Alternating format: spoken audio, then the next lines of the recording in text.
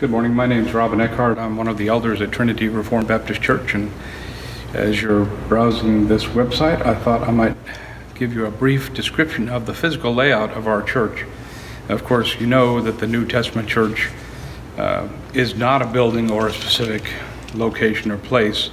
Our confession states it this way: members of churches do willingly consent to walk together according to the appointment of Christ, giving of themselves to the Lord and to one another, by the will of God, in professed subjection to the ordinances of the gospel.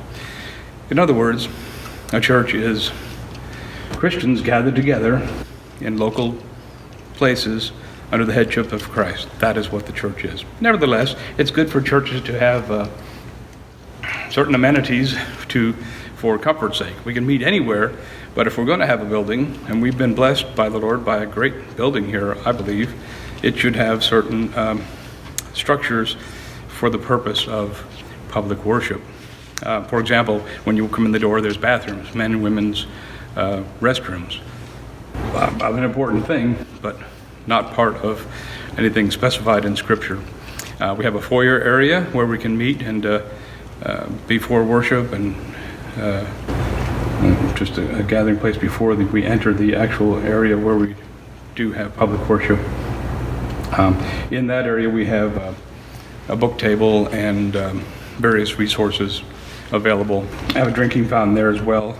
In the church actual sanctuary building, we have chairs, as you can see, with cushions, again, just to make it more comfortable. We have an amplifying system.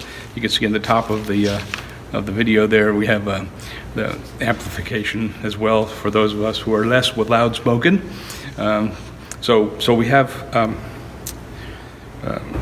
also individual hearing assist devices as well upon request.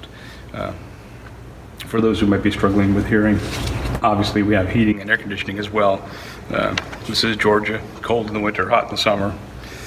Besides physical comfort, the building also includes a few symbolic features as well. We have a specific room here for public worship and a special time as well. Room's not adorned with excessive decorations, simply because we desire a place which to allow us to focus on the worship of our holy God. That's the primary purpose of the church. Likewise, the time of worship, announcements, member meetings, etc., will only occur outside of that specific time that we call public worship. Which is 10:30 to around 12 o'clock. During worship, we're constrained by what God Himself has commanded: preaching, reading of the Word, singing praises, the ordinances of the Lord's Supper, and baptism when the opportunity arises. You'll see the Lord's Supper table there in front of the pulpit. The pulpit is central and elevated on a platform, signifying the centrality of the preaching of the Word, and behind it is a baptism. And of course, worship also consists of prayer, obviously.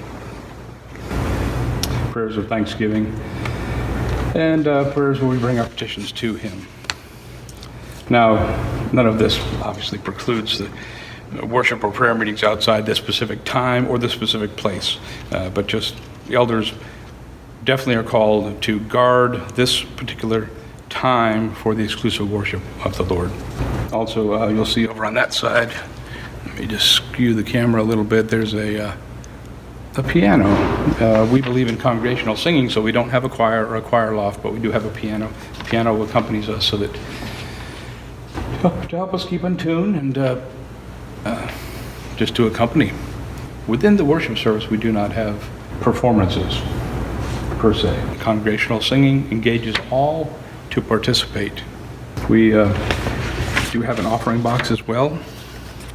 That's part of worship traditionally. And we have a statement in the order of worship that says, "That's right, it's not our practice to pass offering plates during the worship service. However, it doesn't mean that we don't believe in giving. You will find an offering chest in the foyer. Please place your offering in the chest either before or after the service. By the way, if you're a guest, please don't feel obligated to give unless you came prepared to do so as part of your worship." So anyway, feel free. Our numbers are on the website. Call us if you have questions or comments, or email us. I'm certainly willing to discuss some of these factors. I guess probably the most important thing is that I would like you to know that we're intentional about what we've done here. It's not because we don't have enough talent to have performances or a choir. It's just that we have certain convictions about how those things ought to be done.